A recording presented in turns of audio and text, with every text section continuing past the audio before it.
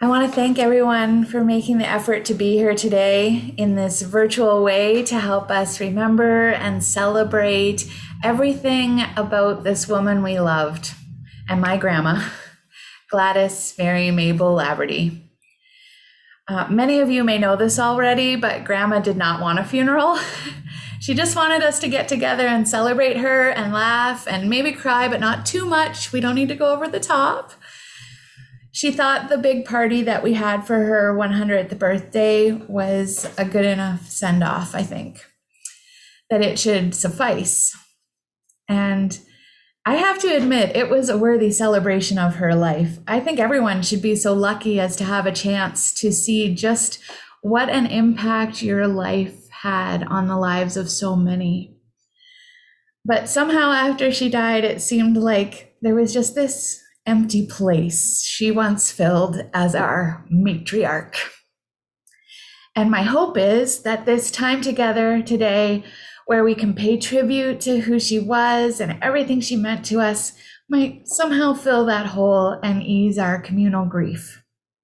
Even if we can't hug and fill up this whole space with the classic Irwin Laverty combo of laughter and chaos, it will be special. So if this doesn't seem like a funeral to you, that's because it is not. But I do hope you've made yourself some egg salad sandwiches and cut up some pickles, because Grandma definitely wants us to have a share in some of those. She was not opposed to having a funeral lunch, just the funeral itself. May all that we say and do here this afternoon truly honor her and help each one of us through our grief. So, as many of you know, Grandma was so proud of her grandchildren and great-grandchildren. She praised us continually and loved to celebrate all our accomplishments and achievements with us. She especially loved to be entertained by us, whether we were putting on funny skits or playing the piano or singing. So Sandra and Ella took time this week to record one last song for Grandma to open our time together today. It's called Homeward Bound. So I'm going to share my screen so that you can see the video that they put together.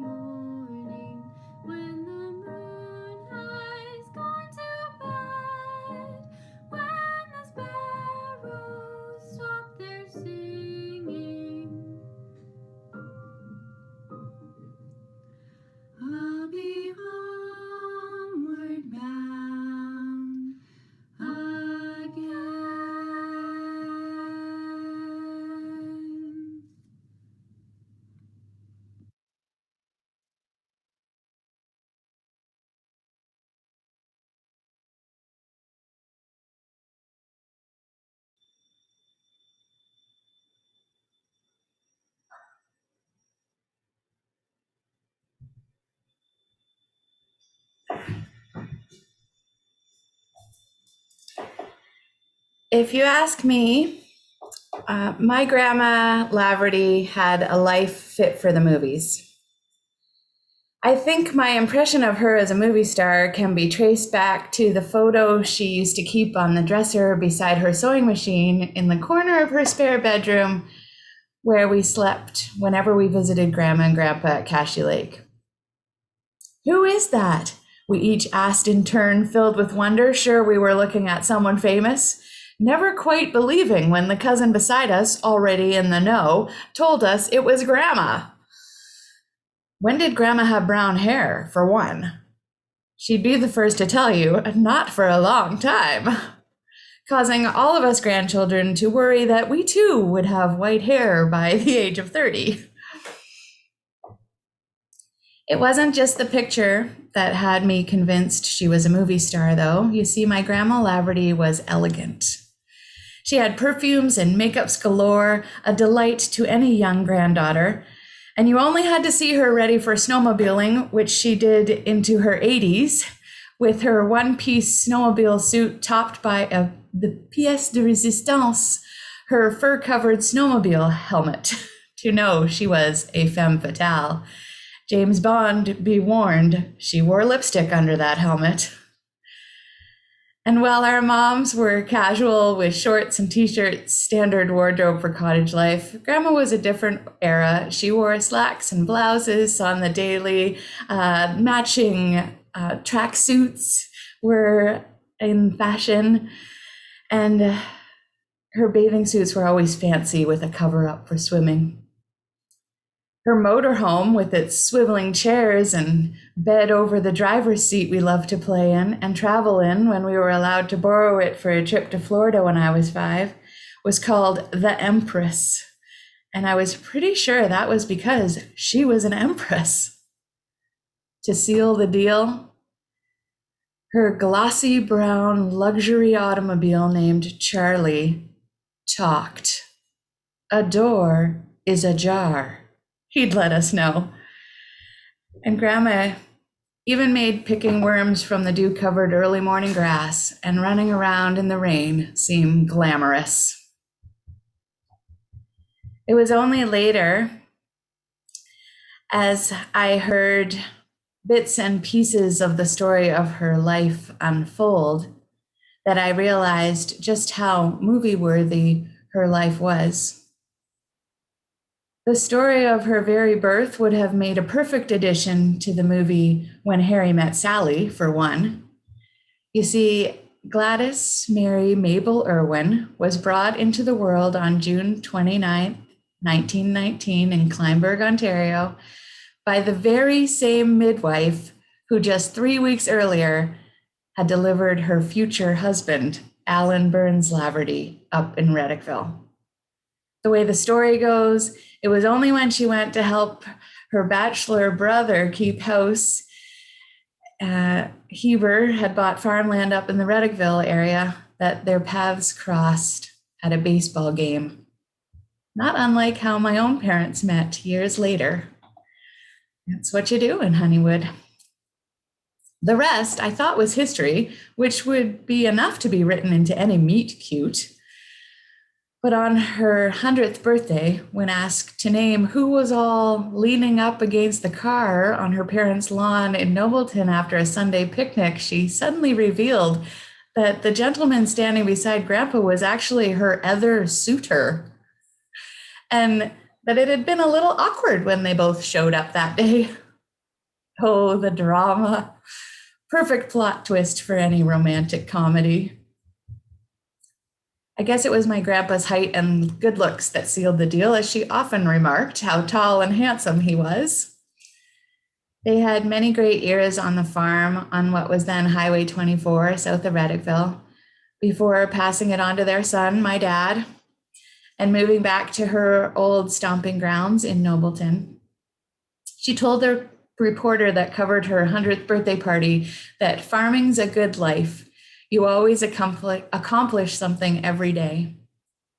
I don't like to think about how much she had to accomplish, how crazy her life must have been with 5 kids and none of the amenities that we have now. I doubt it was easy.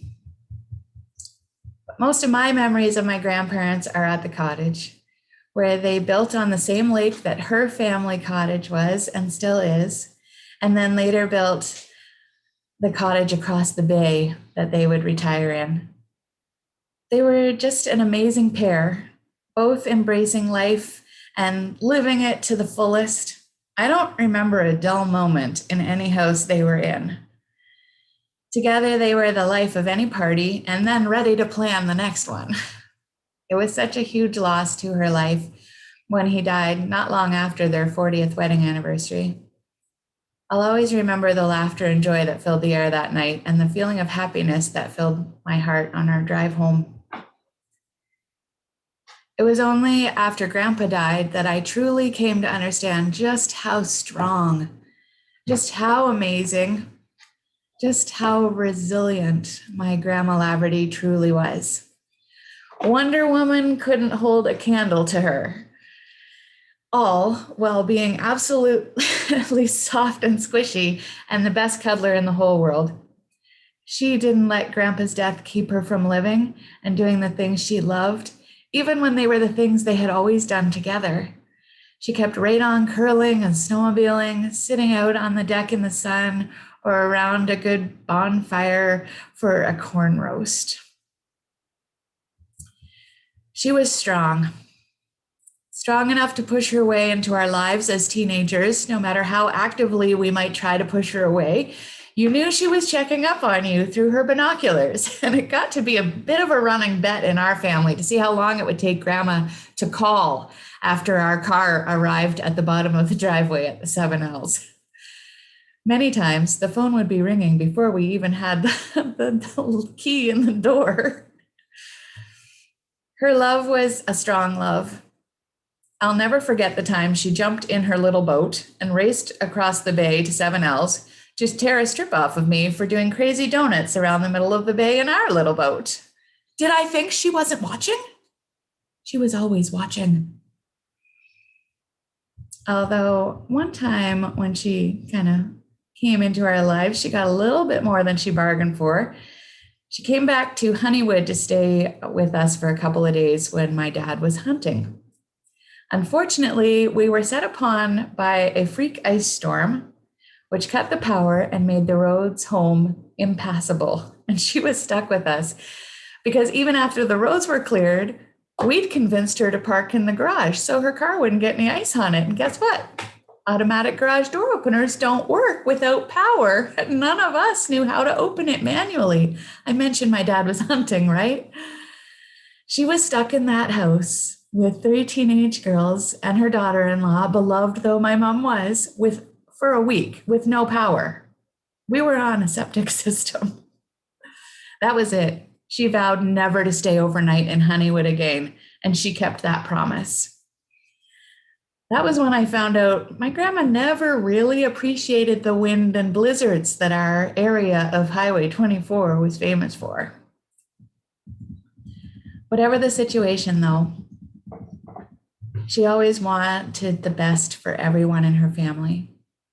She didn't mind getting up close and personal to find out how you were doing, ice storm fiasco notwithstanding.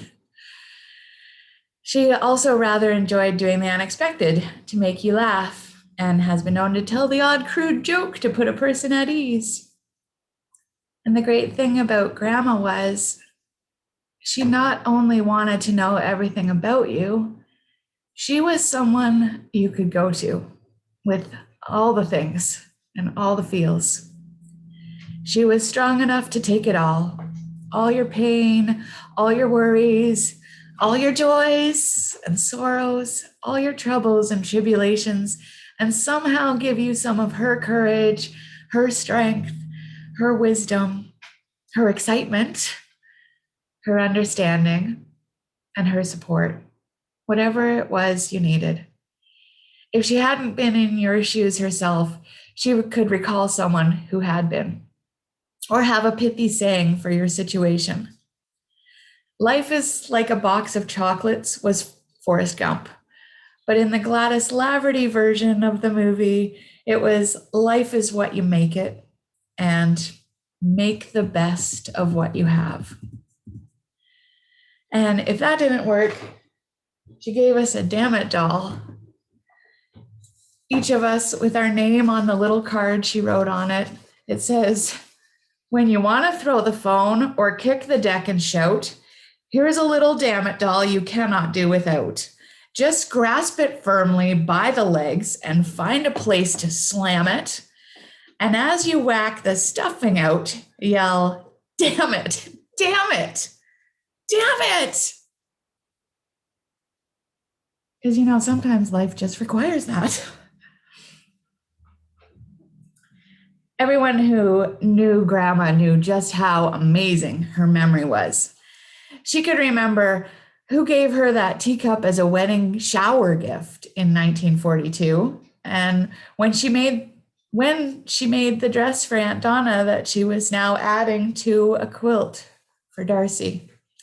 Sometimes she would forget that I was a vegetarian and cook pork when I was coming for dinner, but I think that had more to do with her unwillingness to accept it than her memory.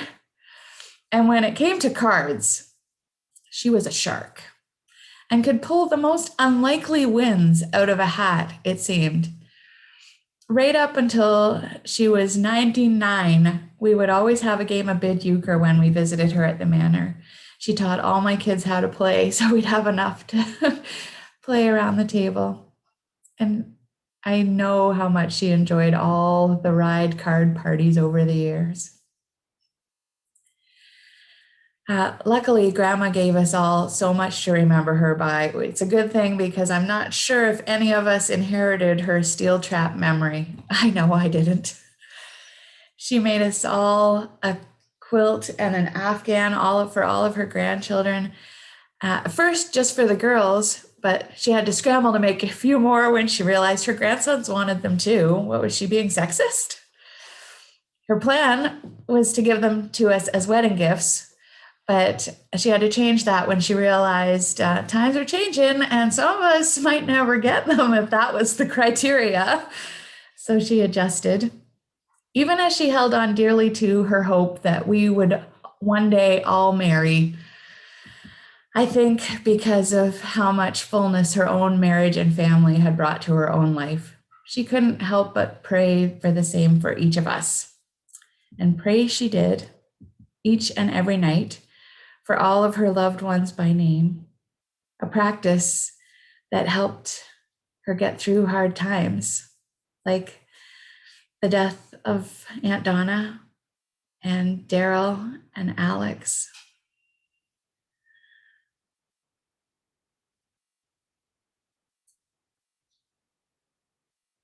All her great-grandchildren have teacups from her collection or whatever they wanted out of her china cabinets. This is one that I got from Grandma, something from her china cabinet that Aunt Diane and Aunt Nancy and Leanna brought to me when I became the minister here in Stayner.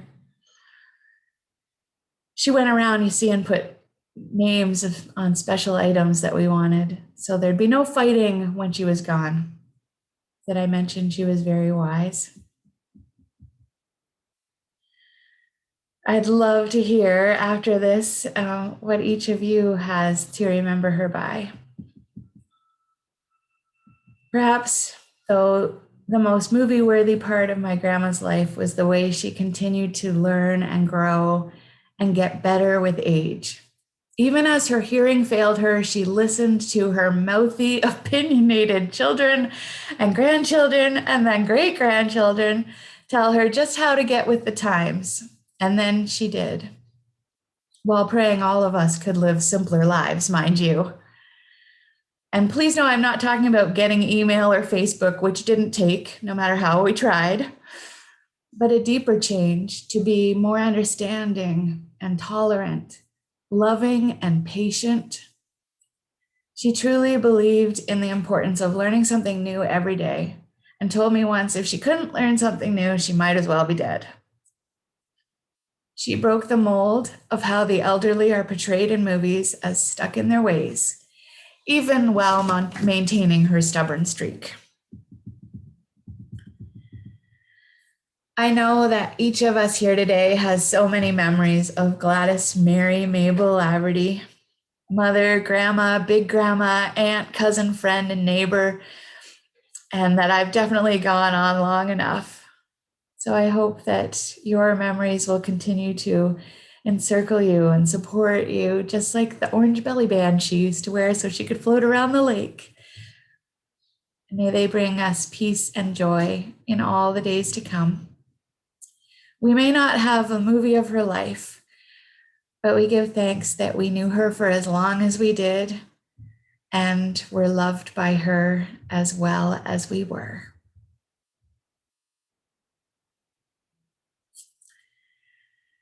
So this might not be a movie, but I put together a little photo tribute. Well, Alindra did. She mostly put this together from photos collected from Grandma's 100th birthday party book, and ones sent to me this past week by the grandkids.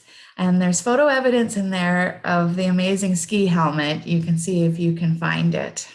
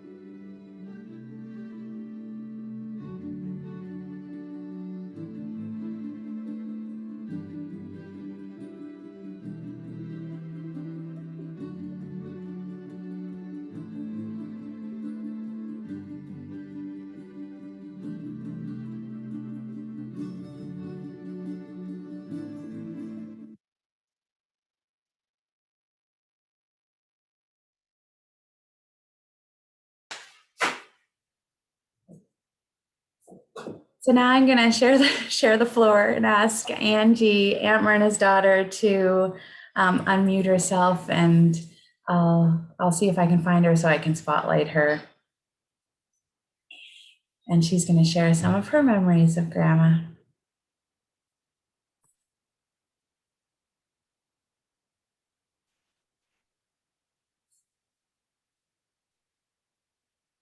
Hopefully.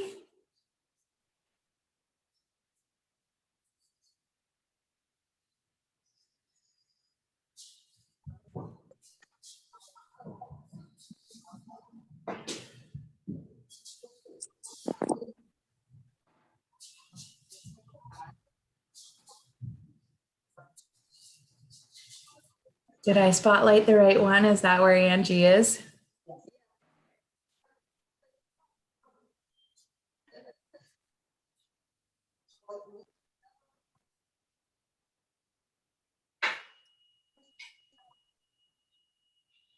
There we go. Going to Grandma and Grandpa's, and Grandpa taking out his teeth, calling himself a monster. And me being so upset, going to Grandma, telling her that Grandpa was a monster, and she took out her teeth to say she could be one too. At the time, of course, it terrified me and both of them could do this, but I absolutely loved and appreciate the memory. I love that Grandma would always take us every summer for at least a week. Even though I'm the third youngest, she always made me feel just as important as everyone else. She always made time for me if I was upset or to hear some stories. I also loved that every time I was up at the cottage, Sherry, Trisha, Kim, and I would join me, and we would go to Grandma's bedroom and play with her makeup and all of her jewelry. She always had a little stash for us girls. And we can't forget about those famous belly bands of hers, sitting on her porch waiting for someone to come out and go swimming with her. One of the most amazing things Grandma taught was Liam and Hunter, her great-grandchildren, how to do Eskimo kisses and butterfly kisses. They will always have that memory of Big Grandma. She had an amazing sense of humor that my husband quite adored. One of the first times he met her, of course, she told him a very inappropriate joke about a mouse. And if you want to know, I will share it, but I think it'll be privately because I'm not sure it's very appropriate.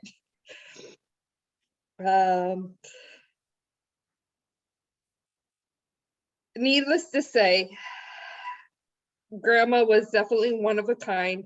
We will definitely miss her and love her and cherish all the memories.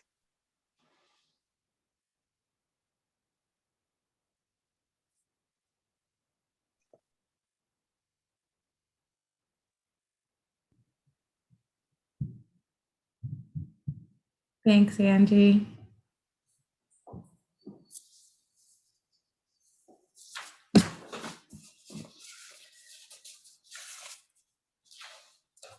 My mom was Grandma's only daughter-in-law, although Grandma never dwelled much on the in-law part of that equation.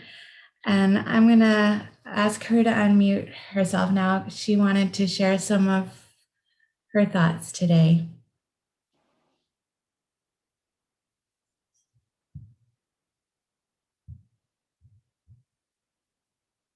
I'll try to find you, Mom. I got it. I got it. Perfect. I'm just going to spotlight you for everyone. Do you want to tip your screen down a little bit, Mom? Is that better? I can't see because my picture doesn't work. Yeah, that's better. We can see your whole face now. And Dad too. Hi.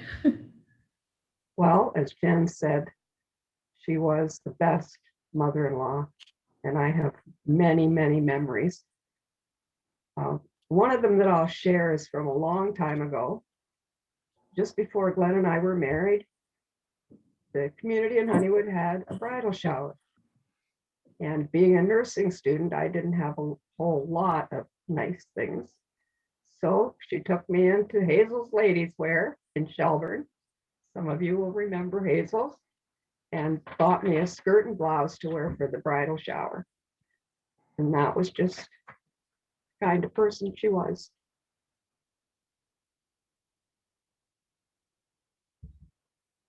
So I think that was just something that came back to me. And I have many, many other wonderful memories to remember her by. Thanks, Mom.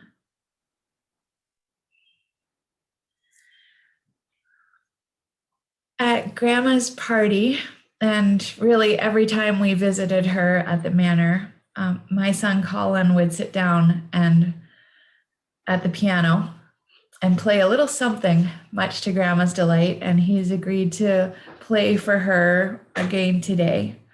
This song is called Nouveau Bianche, which translates white clouds.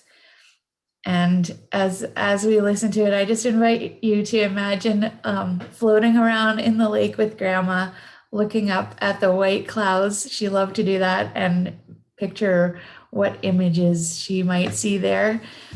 And so let's listen for Colin now.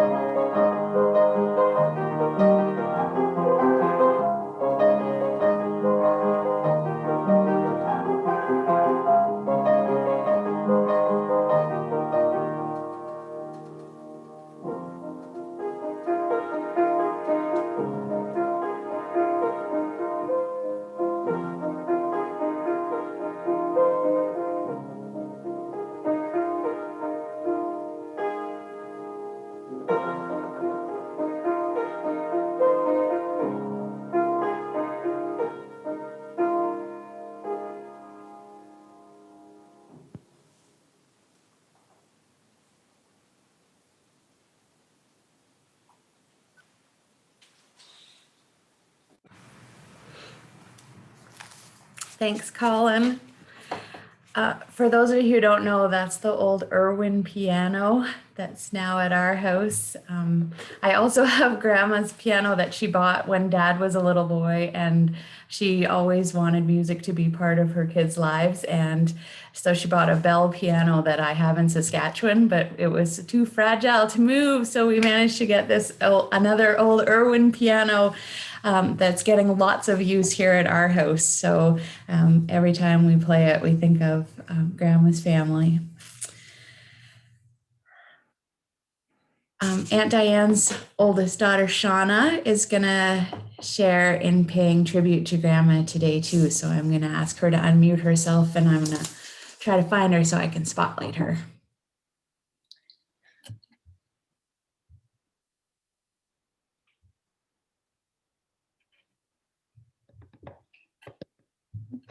There you go, Shana.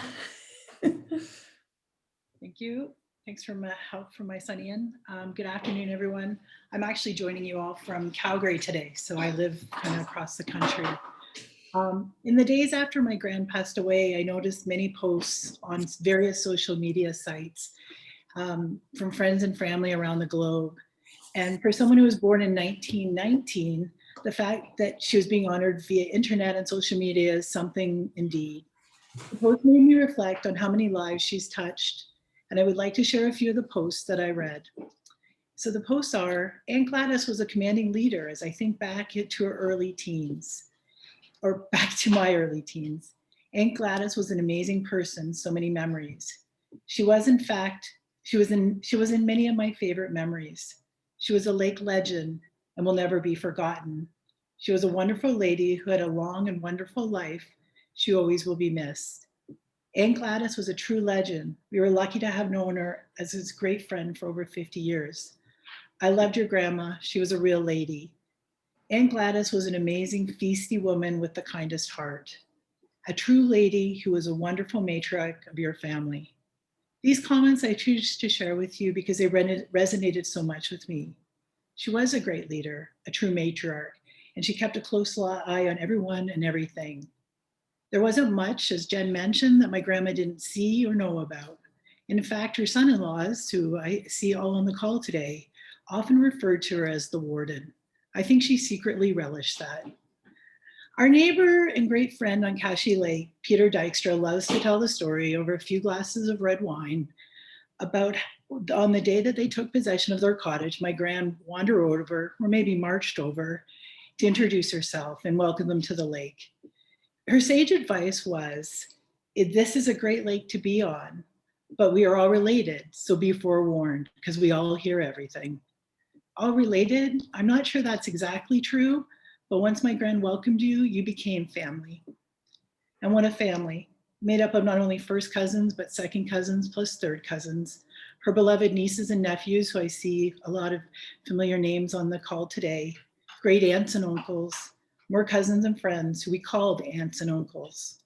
So many friends, because like family, became like family, all spinning in a universe that centered around my gran. Her great parties and legendary hospitality. I don't think she ever hosted a gathering without 10 different types of potato salad, baked potatoes, roasted potatoes. All were welcome. Her motto was the more, the merrier. In fact, a little gathering that didn't grow up to be at least 50 was considered a failure. My gran could also be found marshaling the troops, be it at the Women's Institute, the curling rink, or the church. A natural leader, people knew they could count on Gran to get everyone organized. I often think if she had been born in a different era, she would have been a great CEO. She loved to travel in her beloved Canada and abroad, and she always took the time to drop in and visit family and friends. She made regular check-ins a priority. She was a constant in all of our lives, no matter if you live next door or across the country like I do. And on every visitor phone call, I could always count on receiving some sage advice, whether I needed it or not. And I love you to remind me that she was our biggest fan. My cousin's wife, Julia, reminded me this week of the journals my gran kept at the cottage around her life at Kashi. To quote Julia, who has such a beautiful and eloquent way with words, Those journals were a vivid snapshot of time, detailing her immense pleasure and delight in her family activities and endless summer traditions. The dinner parties, card games, as she mentioned, and she even mentioned the pesky spring blackflies that we all know so well. The journal she kept reflect her pleasure and her joy and time well spent with family and friends. Family and friends that have gathered here today to celebrate her, and family and friends whom she has now joined. I can only imagine the party she's organizing up in heaven now. I hope they stock enough potatoes and just a snip of scotch. My gran was one of the biggest influences of my life. And I hope I've inherited at least half of her kindness, her sense of fun, and her resilience. I think I'll be okay if I even have half of that. My husband, Steve, would argue that I've inherited a fair bit of her stubbornness and more determination to do it her way. And in these past few weeks, reflecting on her life, what really stands out to me is just how many lives she touched and influenced. I think we can all agree we are all so much better for having been in her orbit. So to close, I want to wish you safe home, as my gran always did. I know she is safe home with all of those that she loved who went before her. Thank you. And I'll pass it back to Jen. Thanks so much, Shana.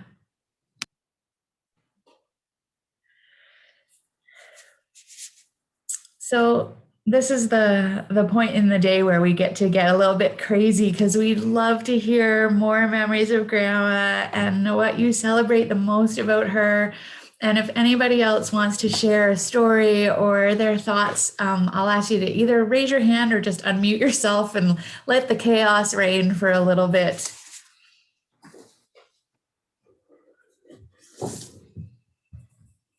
I'm going to switch to gallery view so I can see if anybody's raising their hand.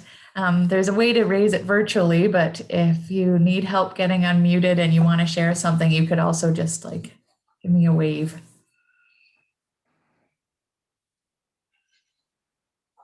Leanna.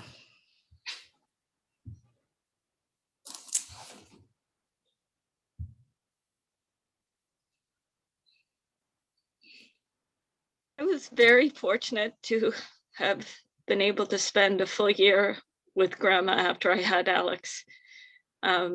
We constantly spent pretty much every other day at her place with Christopher playing on the blocks.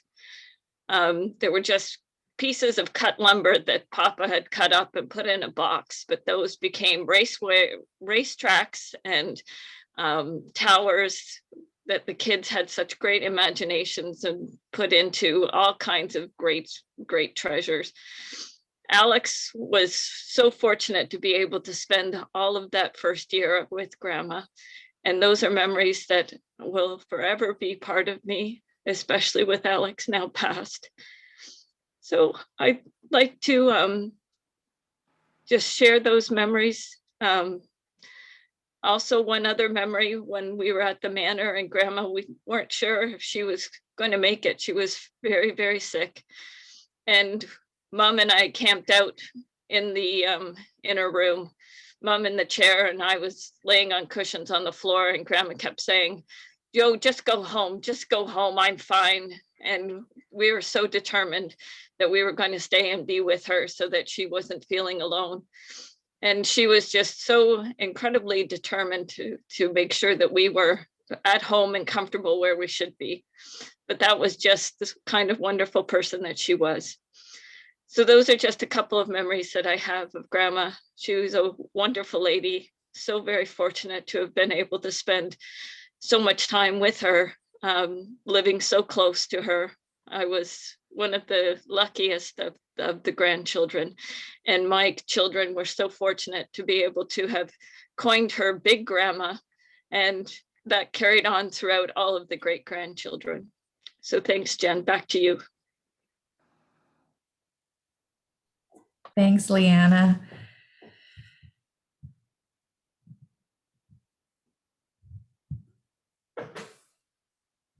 Yes, yeah, that name stuck, and that's why we all called her Big Grandma. after that, even though usually she was not the biggest grandma that any of those great grandchildren had.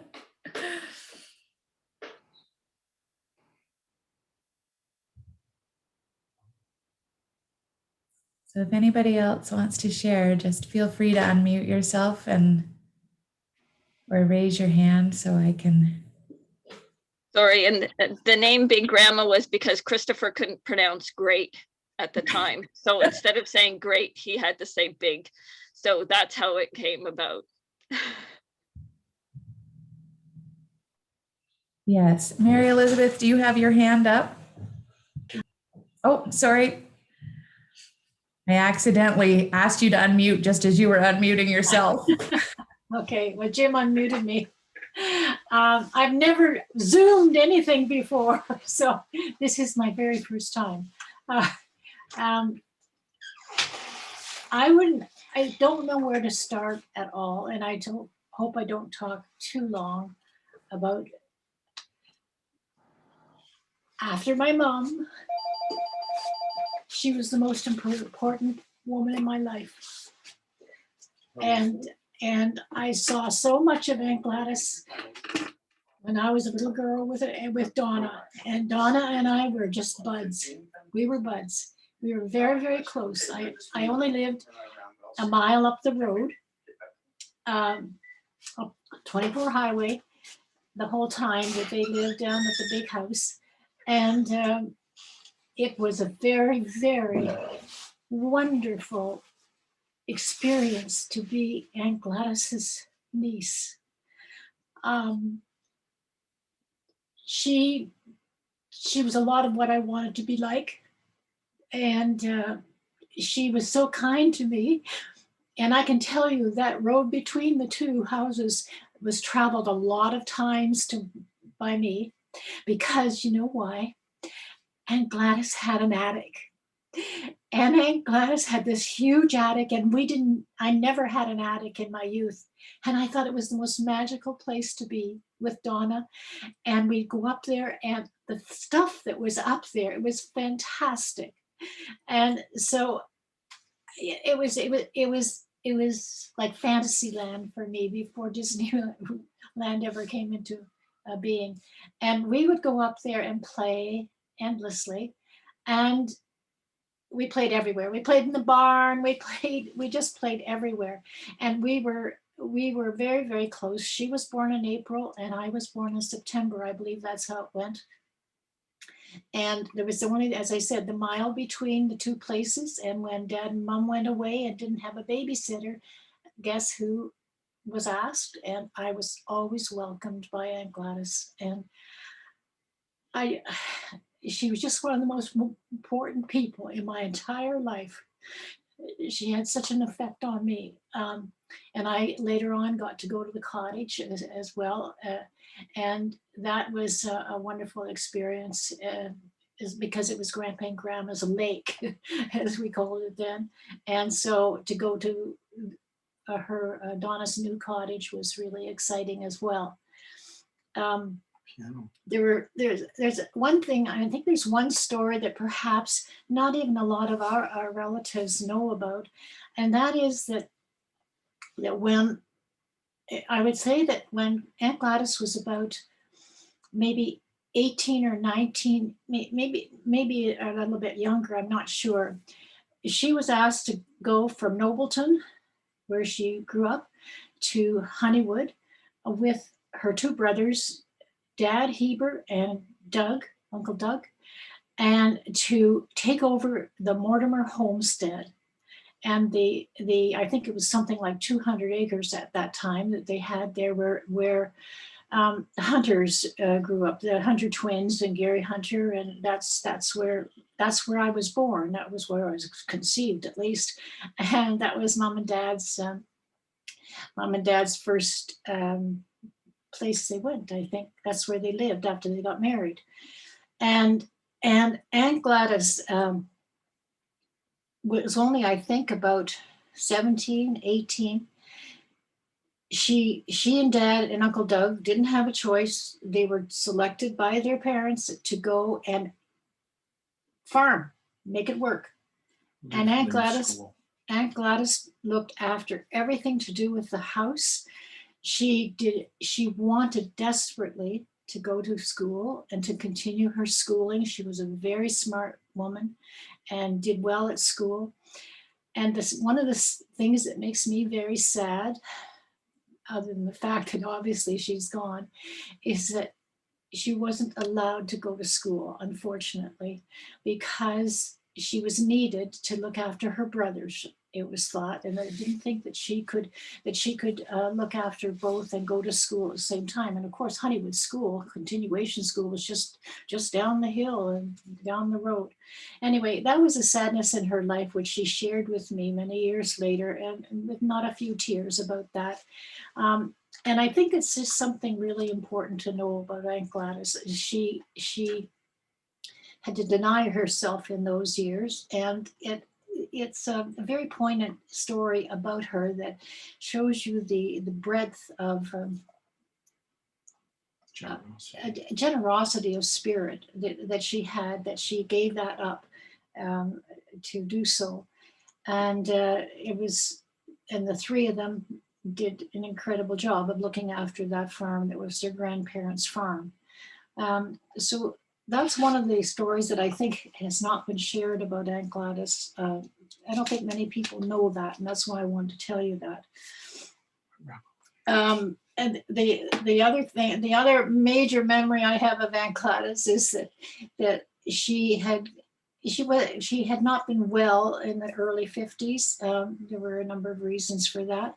And Dad and Mom decided they were going to go to Florida because Aunt Gladys's parents were there. Grandpa and Grandma were in Florida for the winter. And so off they went. And I got to go with Jeanette and Beverly, and Aunt Gladys was with us the whole way down and back in the car. And then for the 2 or 3 weeks that we stayed, and it was just like the pinnacle of, and then to be with Grandpa, her dad, who was always so funny. That was just such a wonderful experience. Spent all of that time with her, all that way down. And I'm sorry, Glenn and Donna, for Donna, that they didn't have their mom during that time, but I did, and it was precious to me. And those are just 3 of the things that I wanted to tell you about this wonderful woman who lived just down the road, and I knew her so well, and I was left with her so often, and I rooted around her attics so frequently. And it was exciting and wonderful, and she was exuberant, and she had the best birthday parties of anybody I'd ever known to give for a child, and she was wonderful.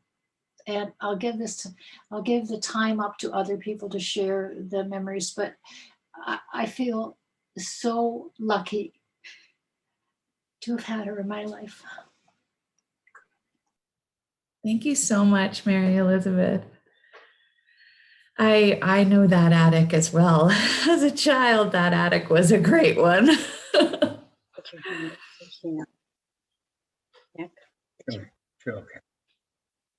Oh, Nick. Thank you. Can you hear me? Yes. I think that Pat and I, first of all, would like to thank you for allowing us to join the group today. We knew your grandmother for some 50 years. And at that time, before we were married, she brought us in as family. And today, 50 years later, we still feel that we're part of the family. One thing that Gladys taught us back then, and it holds true today, but every one of our children, every one of the Laverty grandchildren, all address us with Uncle Nick and Aunt Pat and Nancy, Uncle Glenn, and on it goes. And if anything that Gladys taught us was respect. And I often think of it, especially now when we're over 70 or close to 70 or just past 70, that the kids still come up and the boats run up on the beach and the kids jump out and it's always, "Hi, Uncle Nick, how are you?" And that stems from Grandma Laverty. And she did a wonderful job in bringing up not only her own kids, but certainly all the grandchildren. And I think the biggest thing that I can associate with Gladys is the respect that the kids on the lake today have, and it's because of Gladys. And we thank you again for inviting us. Thank you. It's funny you should say that because, I mean, I literally had no idea you weren't really related to us by blood. None. For most of my life, I thought we just had a really huge family. So, yes, yeah, it made no difference whether you were actually related by blood or not. She certainly put up with a lot of the parties we had every Saturday. It didn't matter what the event was, we had a party anyway. And she always gave us respect the next day. She always asked how our hangovers were. So thank you.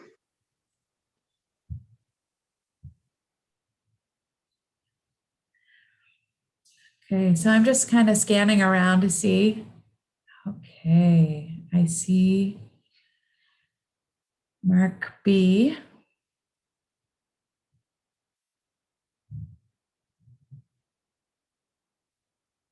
Is the name on the screen, but I can't really see who it is. And I'll just, there you go. And I'll just spotlight you. Oh. I thought I was trying to. It's actually Kathy. Yeah, I see now. Now I can see it's you, Kathy.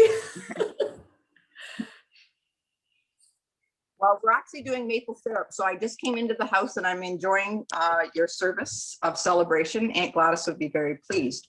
But I want to say a couple things from the Wilson connection.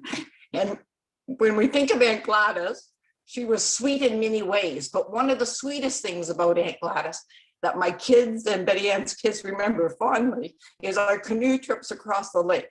And Aunt Gladys always had the candy dish full. So Werther's were her favorite, and my kids too. And I think they always snuck 1, 2, and maybe even 3, but Aunt Gladys never mind.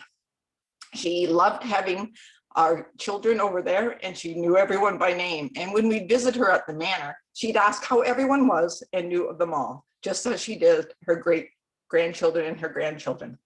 In the wintertime, when we first started going up there to snowmobile, it was kind of fun because here's Mark and I in our 20s, early 30s, snowmobiling with Aunt Gladys, who would be about 76 then, and she's telling us the best trails to go on. So we had a lot of fond memories. Aunt Gladys loved Mom and Dad. She always said that Mom was like her sister. So we were very lucky to have her in our life. Thank you. Thank you, Kathy. Yes, yes, to all of that.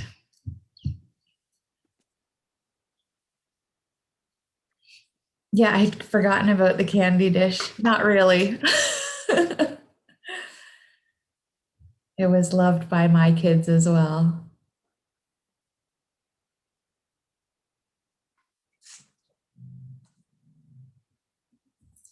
Ainsley, I see your hand.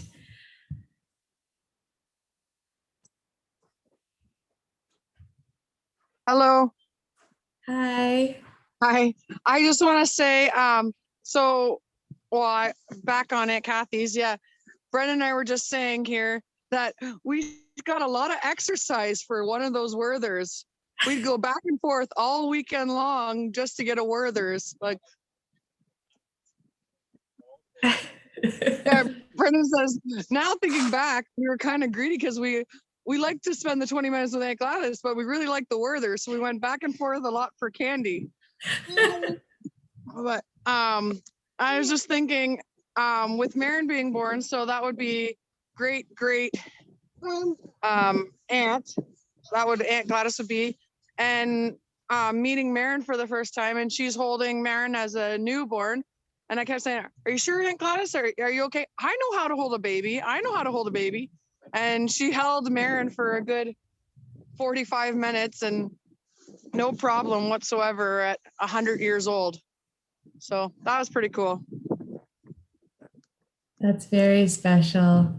When we were doing the picture photo, there were so many pictures of grandma holding babies. That was like her favorite thing to do. She'd be like, give me that baby. I can hold that baby. I That is especially, true. yeah. But yeah, that's just what I wanted to share. Thank you. Thanks, Ainsley. Now I see Mike has his hand up, or the participant that says Mike. It is me. Oh, it is you. Awesome. I'll just spotlight you for a sec. There you So go. this is my damn it doll. I still have it, as most of us do. I knew this day would come, but I never wanted to admit it. Grandma was the best of us, with the patience and understanding of a saint. Plus, she always ate cookies. I remember once, probably about 30 years ago, she bought a brand new snowmobile. As we didn't have one at the cottage, she let me borrow it, so several cousins and I could go for a ride.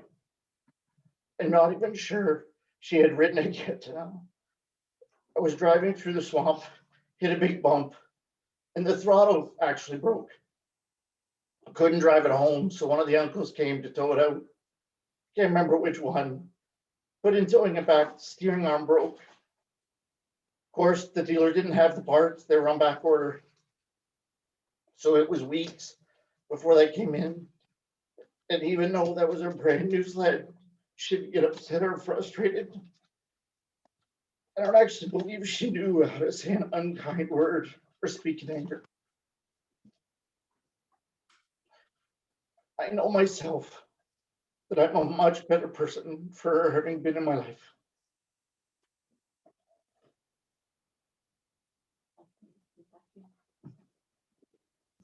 Thank you so much for sharing that, Mike. Yes, yeah. I think we all feel exactly the same way about just she made us better.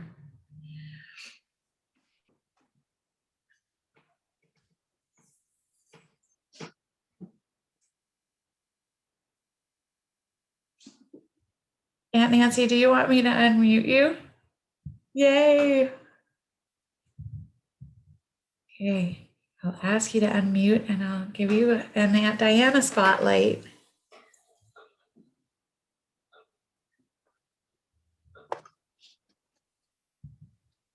Am I unmuted? You bet, go ahead. Okay, so Diane and I had the fortunate, wonderful experience of being with Mom, which the rest couldn't, but we were so fortunate that we were able. And I just wanted everybody to know that even as Grandma was going through this process, she was still every bit as much a grandmother and mom, always more concerned about how Diane and I were doing than how she was doing. She would so very gracious and say, I'm at peace. I'm calm about this. Talking about her death. She says, it's okay. I'm okay with this. I'm ready to go. In fact, the doctor came in and she told the doctor that she was just waiting for a call. And the doctor kind of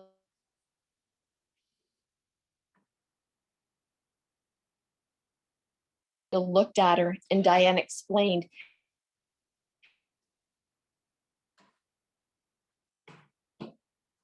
that so right, that's all. Just wanted to, we were fortunate to experience that. Just at the end there, you broke up a little bit when you were saying what when the doctor came in, what she said. Oh, she told the doctor that she was waiting for a call and the doctor didn't know what she was talking about. And Aunt Diane explained to her that she was waiting for a call to go home and she was ready to go. Awesome, thank you. I know that that's, I knew that. I knew she was ready and that she'd said that. And I kept saying, like, why am I crying so much? I know she was at peace and she was ready. And it was all good in her mind. And I'm still sad. But yeah, it does give so much comfort to know that she was ready. And she did think of it like a call to come home. Absolutely.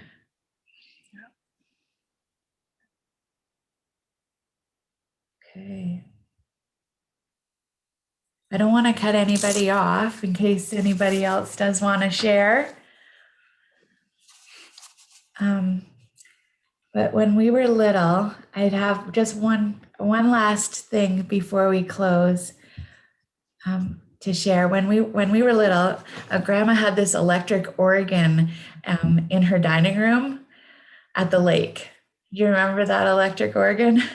And she would always encourage us to play it. And she'd get out the book that came with it, I think, and be like, oh, here, try this one, she would say. And then she would sing along as we played Home on the Range. So I thought it would be a great way to close this time of celebrating her life, knowing that she is home, as we send her out with confidence that she is where she is happy and at peace and is united with all those who have gone before her. So I'm going to share my screen and this little song being played better than we ever could on her little electric organ. And you can sing along if you want, but if you want to sing along, you might want to mute yourself so that you can do that.